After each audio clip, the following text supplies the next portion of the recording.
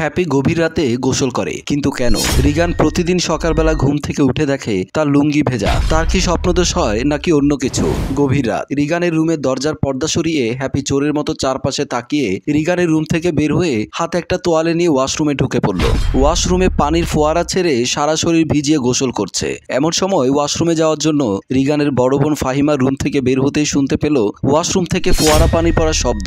ফাহিম মনে মনে বলল, কি ব্যাপার, এত রাতে গোসল করছে কে? গোসল করা ব্যক্তিকে তাকে দেখার জন্য ফাহিম ফ্রিজের আড়ালে লুকিয়ে পড়ে। এমন সময় হ্যাপি ওয়াশরুম থেকে গোসল করে বের হয়ে তার রুমের দিকে চলে গেল। ফাহিম যেন থ হয়ে গেল, মনে মনে বলল, হ্যাপি এত রাতে কেন গোসল করলো, কারণটা কি? ভাবতে ভাবতে ফাহিমও ওয়াশরুমের দিকে চলে যায়। হ্যাপি তার বেডরুমের ভেতরে ঢুকে চুলগুলো খুলে দিয়ে ফ্যানের বাতাসে চুল শুকাচ্ছিল। এই হ্যাপি হলো ফাহিমের ছোট ননদ। বিয়ের কিছুদিন পর ডিভোর্স হয়ে যায়, তারপর থেকে ভাই ভাবির আশ্রয়ে আছে। রিগান প্রতিদিনের মতো আজও ঘুম থেকে উঠে দেখলো তার লুঙ্গির কিছু অংশ ভেজা। প্রায় এক মাস হলো রিগান সকালবেলা ঘুম থেকে উঠলেই তার লুঙ্গি ভেজা দেখতে পায়। আগে তো মাসে দু একবার স্বপ্নদোষ হতো, কিন্তু এখন প্রতিদিনই হচ্ছে। কিন্তু কেন এমনটা হচ্ছে রিগান ভাবনায় পড়ে গেল। রিগান শহরে চাকরির সুবাদে এক মাস হলো দুলাভাইয়ের বাসায় থাকে। এই বিরক্তিকর বিষয়টি নিয়ে রিগান ভাবতে ভাবতে বিছানা থেকে উঠে ওয়াশরুমের দিকে চলে গেল গোসল করার জন্য। গোসল শেষে ওয়াশরুম থেকে বের হতেই রিগান চমকে উঠল। ওয়াশরুমের সামনে দাঁড়িয়ে হ্যাপি রিগানের দিকে বাঁকা চোখে তাকিয়ে মুচকি মুচকি হাসছে। রিগান কিছুটা বিব্রত বোধ করলো, কিছুই বুঝতে পারছে না হ্যাপি কেন তাকে দেখে এভাবে হাসছে। হ্যাপি ঠোঁট বাঁকা করে বলল, বেয়াই, প্রতিদিন সকাল সকাল গোসল করেন কেন? রাতে কি মোবাইলে উল্টোপাল্টা কিছু দেখেন? এমন কথা শুনে রিগান কিছুটা ভ্যাবাচাকা খেয়ে গেল, লজ্জা পেল। কিছু না বলে মাথা নিচু করে তার রুমের দিকে চলে গেল। হ্যাপি রিগানের রুমের দিকে তাকিয়ে মুচকি মুচকি হাসতে লাগলো। গভীর রাত, সবাই যখন গভীর ঘুমে, আজ রাতেও হ্যাপি প্রতি রাতের মতো মোবাইলে খারাপ ভিডিও দেখছিল। আর উত্তেজনায় চোখে মুখে কামনার ভাব ফুটে উঠল। একটু পর বিছানা থেকে নেমে নিজের রুম থেকে বের হয়ে গেল। রিগানের রুমের সামনে এসে দাঁড়িয়ে মোবাইলের লাইট জ্বালিয়ে রিগানের বিছানার উপর লাইট মারল। রিগান গভীর ঘুমে আচ্ছন্ন। রিগানের মাথা থেকে পা পর্যন্ত লাইটের আলো উঠানামা করছে। হ্যাপি রিগানের দিকে কামনার চোখে তাকিয়ে দীর্ঘশ্বাস ফেলছে। রুমের বাহিরে এদিক ওদিক তাকিয়ে দেখলো কেউ আছে কিনা। আস্তে করে হ্যাপি রিগানের রুমের ভেতরে ঢুকে গেল। গভীর রাত, দুঃস্বপ্ন দেখে হঠাৎ ফাহিমের ঘুম ভেঙে গেল। লাফ দিয়ে শোয়া থেকে উঠে বসে হাঁপাতে হাঁপাতে ড্রেসিং টেবিলের উপর থেকে পানির বোতলটা নিয়ে ঢক ঢক করে পানি পান করলো। পাশেই তার স্বামী শফিক নাক ডেকে ঘুমাচ্ছে। ফাহিম হালকা ধাক্কা দিতেই কে বলে লাফ দিয়ে উঠে বসলো। কি হয়েছে ফাহিম, তুমি এভাবে আমাকে ধাক্কা দিলে কেন? ঘুম থেকে উঠলে তখন তোমার সাথে একটা জিনিস শেয়ার করি। কি শেয়ার করবে? হ্যাপি প্রায় রাতেই দেখি গোসল করে। চারপাশে যে গরম পড়েছে, আমারও তো ইচ্ছে করে রাত হলে গোসল করতে। শুয়ে পড়ো বলেই শফিক শুয়ে পড়লো। ফাহিম মনে মনে বলল, আসলেও তো যে গরম পড়েছে, হয়তো সে কারণে রাতের বেলা গোসল করে। ফাহিমও শুয়ে পড়লো। কিছু সময় পর রিগানের রুম থেকে চুপি চুপি বের হয়ে হ্যাপি চতুর্দিকে তাকিয়ে আস্তে করে ওয়াশরুমে ঢুকে গেল। আজও একই ঘটনার পুনরাবৃত্তি ঘটলো। সকালবেলা ঘুম থেকে উঠে রিয়ান দেখলো লুঙ্গি ভেজা। রিয়ান গভীর চিন্তায় পড়ে গেল। এভাবে যদি প্রতিদিন স্বপ্নদোষ হতে থাকে তাহলে তো অসুস্থ হয়ে যাবে। এখন আমার কি ডাক্তারের পরামর্শ নেওয়া উচিত? কি করব বুঝতে পারছি না। রিগান বিছানায় বসে কথাগুলো মনে মনে ভাবছিল। এমন সময় হ্যাপি রিগানের রুমে ঢুকে বিছানার কাছে এসে রিগানের পাশে বসলো। মুচকি মুচকি হাসছে। রিগান কিছুটা বিব্রত বোধ করছে। হ্যাপি বলল, বেয়াই মনে হয় খুব চিন্তায় আছেন।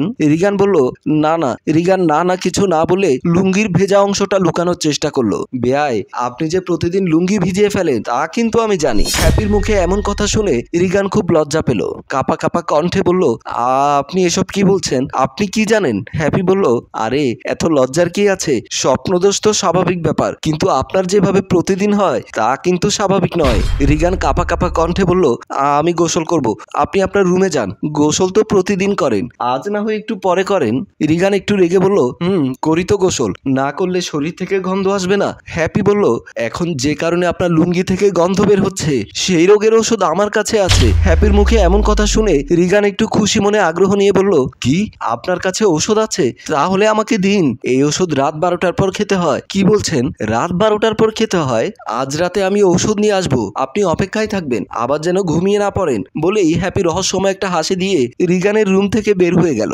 রিগান হ্যাপির কথার কিছুটা আশ্বস্ত হলো। খুশি মনে গোসল করতে চলে গেল। শফিক অফিসে যাবার জন্য রেডি হচ্ছে। এমন সময় বেডরুমের ভেতরে এসে ফাহিম শফিকের পেছনে দাঁড়িয়ে বলল, তোমার বোনের মতিগতি আমার কাছে ভালো মনে হচ্ছে না, যত তাড়াতাড়ি পারো ওর বিয়ের ব্যবস্থা করো। শফিক ফাহিমের দিকে তাকিয়ে বলল, কেন, কি করেছো?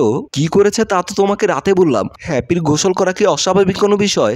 অস্বাভাবিক কিছু সেটা আমি বলিনি, কিন্তু গভীর রাতে গোসল করা স্বাভাবিক কিছু নয়। হয়তো ওর রাতে গোসল করতে ভালো লাগে, সেজন্য অভিনয় করে? তুমি তো সরাসরি ওর থেকে জিজ্ঞেস করতে পারো। আমার কান ভারী করে লাভ কি? আমি তোমার কান ভারী করছি না, যেটা হচ্ছে সেটা বলছি।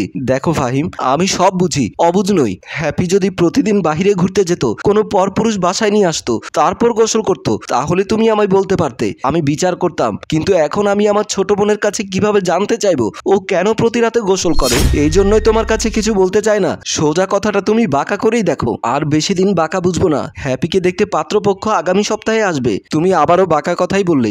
আমি তোমার বোনকে বাসা থেকে তাড়িয়ে দেওয়ার জন্য বানিয়ে বানিয়ে মিথ্যে বলিনি। বলেই ফাহিম রুম থেকে হন হন করে বের হয়ে গেল। শফিক কিছুটা চিন্তায় পড়ে গেল। শফিক অফিসে কাজ করছিল। এমন সময় অপরিচিত এক ভদ্র মহিলা শফিকের অফিস কক্ষে প্রবেশ করে টেবিলের পাশে এসে দাঁড়িয়ে বলল, আপনি কি শফিক সাহেব? হ্যাঁ, আমি শফিক। আপনি কে? আপনি বসুন। ভদ্র মহিলা চেয়ারে বসলো। আমাকে আপনি চিনবেন না। অনেক কষ্ট করে আপনার অফিসের ঠিকানা নিয়ে আপনার কাছে আসলাম। আসলে আপনার বোন হ্যাপির কাছে আমি 2 লক্ষ টাকা পাবো, সেজন্য এসেছিলাম। শফিক অবাক হয়ে বলল, কি বলছেন? হ্যাঁ, এত টাকা? দীর্ঘদিন আমরা পাশাপাশি ফ্ল্যাটে ছিলাম। আমার সাথে হ্যাপি ভাবির ভালোই সখ্যতা ছিল। একদিন হ্যাপি ভাবি এসে বলল, ভাবি আপনার ভাইয়ের জরুরি প্রয়োজনে 5 লক্ষ টাকা লাগবে। আপনার ভাই বলেছে আগামী সপ্তাহে দিয়ে দিবে। আমি 9-6 না ভেবে বললাম, ভাবি 5 লক্ষ টাকা নেই, বাসায় আপনার ভাইয়ের অফিসে 2 লক্ষ টাকা আছে, সেটা দিলে হবে? হ্যাপি বলল, তাড়াতাড়ি দেন, 2 লক্ষ টাকাই হবে। সেদিন কেমন যেন অস্থির অস্থির লাগছিল হ্যাপিকে। আমি রুমের ভেতরে গিয়ে টাকাটা নিয়ে এসে ভাবিকে দেয়া মাত্র কোনো কিছু না বলে দৌড়ে বাসা থেকে বের হয়ে গেল। সন্ধ্যার দিকে শুনলাম হ্যাপি নাকি কোনো ছেলের সাথে পালিয়ে গেছে। অবাক হয়ে শফিক বলল, কি বলছেন আপনি? হ্যাপি তো ওর স্বামী কবিরের পরকীয়ার কথা বলেছিল। আপনি যা শুনেছেন ভুল শুনেছেন। হ্যাপি অনেক ছেলের সাথে নাকি পরকীয়া লিপ্ত ছিল। যে ছেলের সাথে পালিয়েছিল সে ছেলে হ্যাপির কাছ থেকে টাকা নিয়ে পালিয়ে যায়, আর হ্যাপি আপনাদের কাছে এসে স্বামীর নামে মিথ্যে অপবাদ দিয়েছে। ও মাই গড! দেখুন, আমিও খুব সমস্যায় আছি টাকাটার কারণে। আমি আপনাকে কথা দিচ্ছি, আগামী সপ্তাহে আমি আপনার টাকা দিয়ে দেব। আচ্ছা ঠিক আছে, তাহলে আমি আসি, বলেই মহিলা চলে গেল। শফিক ভীষণ টেনশনে পড়ে গেল। এই কথা যদি ফাহিম জানতে পারে, বাসায় অনেক কটু কথা শোনাবে আমাকে। তাই বিষয়টিকে আস্তে আস্তে হ্যান্ডেলিং করতে হবে। রাত 12টা বাজে। রিগান অপেক্ষা করছে হ্যাপি কখন ঔষধ নিয়ে আসবে। বারবার দরজার দিকে তাকাচ্ছে। এমন সময় হ্যাপি রিগানের রুমের দরজার সামনে এসে এদিক ওদিক তাকিয়ে রুমের ভেতরে ঢুকে গেল। রিগানের পাশে বসলো। রিগান বলল, ঔষধ এনেছেন?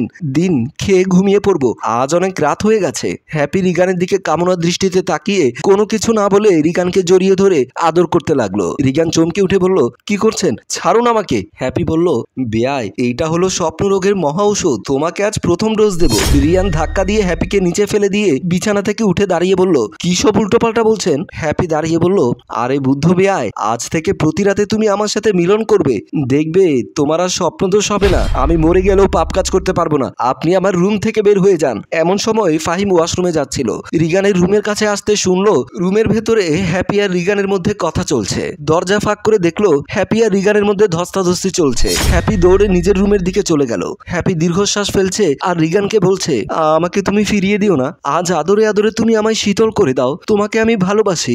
অনেক রাত কাছে আসার চেষ্টা করেছি, কিন্তু সাহস পাইনি। তাই প্ল্যান করে তোমার লুঙ্গিতে ঘাম আর পানি দিয়ে ভিজিয়ে রাখতাম।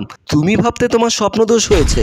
এমন সময় ফাহিম আর শফিক রিগানের রুমে ঢুকে পড়লো। শফিক চিৎকার দিয়ে বলল, হ্যাপি। হ্যাপি চমকে উঠলো। শফিক ফাহিম বিছানার কাছে গিয়ে শফিক হ্যাপির গালে কষে চড় দিয়ে বলল, ছি ছি ছি ছি, আমি ভাবতে পারিনি তুই এত খারাপ। হ্যাপি কাঁদো কাঁদো গলায় বলল, ভাইয়া আমি কিছু করিনি, রিগান আমাকে রুমে ডেকে এনেছে। চুপ কর, আমি তো সব কথা শুনেছি। তুই নিজের দোষে নিজের সাজানো সংসার ভেঙেছিস। উল্টো কবিরের নামে মিথ্যে কথা তুই আমাদের কাছে বলেছিস। কাল সকালে আমার বাসা থেকে বের হয়ে যাবি। আমি আর তোর মুখ দেখতে চাই না। হ্যাপি দুহাত জোর করে কান্না করতে করতে ভাই ভাবির কাছে ক্ষমা চাইতে লাগলো। প্রিয় ভিউয়ার্স, আপনাদের কাছে প্রশ্ন, বারবার ভুল করা মানুষগুলো কি ক্ষমা পাওয়ার যোগ্য?